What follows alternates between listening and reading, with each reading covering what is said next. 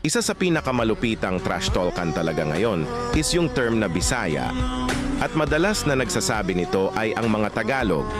Minsan pag hindi nakakasabay sa game, ang kasama nila sabihan agad na Bisaya, Probensyano o di kaya kung ano-anong masasakit na salita. Pinakamalala na sigurong na-encounter ko ay ang pinagtatrash talk buong Kabisayaan. Pinagsabihan ba naman kaming magsasaka, walang profession, at mahina daw ang mga Bisaya. Siguro tanggap ko kung ako lang ang tinrash talk nila. Okay lang, kasi sanay na ako pagsabihan ng masasakit na salita, pero ang hindi ko matanggap na dinamay lahat ng mga Bisaya. Tanggap ko na siguro na pagsabihan akong mahina. Pero ang husgahan ng pagiging Filipino tiyak nakakaiba. Para sa mga Tagalog na mahilig man trash talk sa mga Bisaya, isipin nyo.